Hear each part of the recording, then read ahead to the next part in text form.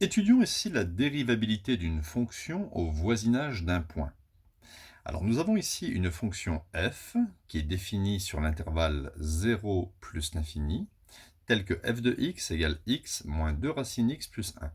Alors définie sur cet intervalle parce que ici vous avez la notation racine x. Et on sait que racine x est définie à partir de 0.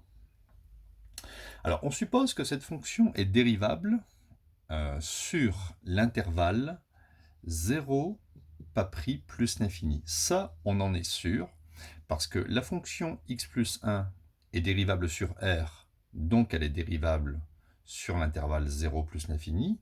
J'ai juste ici exclu 0 pour l'instant. La fonction racine x est dérivable sur cet intervalle, donc la fonction moins 2 racine x est donc dérivable sur cet intervalle. Ainsi, la somme de deux fonctions dérivables est une fonction dérivable. Donc x plus 1, c'est une fonction dérivable, et on va l'additionner avec celle-ci. Donc il n'y a pas de souci. F est dérivable sur cet intervalle. Mais maintenant se pose le problème de 0. Alors c'est pour ça qu'on étudie la dérivabilité de la fonction en 0. On va calculer la limite d'un taux d'accroissement. Donc vous faites simplement limite de f de x moins f de 0, parce que nous on est en 0, sur x moins 0 lorsque x tend vers 0. Si on avait étudié la dérivabilité de f en 8, on aurait mis ici f de x moins f de 8 sur x moins 8 quand x tend vers 8.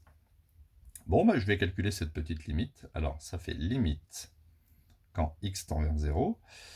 F de x, c'est x moins 2 racine x plus 1. F de 0, je peux le calculer sur le côté, ça c'est facile. F de 0, ça fait 0 moins 2 racine de 0 plus 1. Ça fait 0, ça fait 0, ça fait 1. Donc moins f de 0, ça fait moins 1 sur x.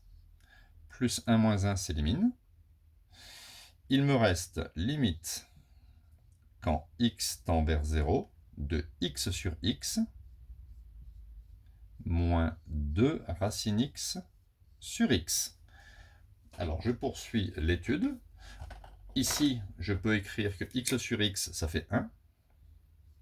Donc ça fait limite quand x tend vers 0 de 1 moins 2 multiplié. Alors racine x sur x.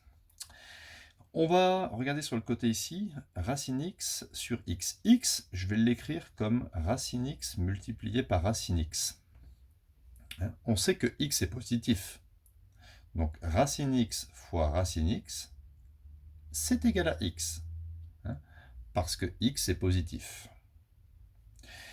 En effet, ici, vous avez racine x fois racine x. On sait que ça fait racine de x au carré. Et racine de x au carré, ça me donne x. Voilà, donc je vais avoir moins 2 sur racine x. Maintenant, je vais faire tendre x vers 0.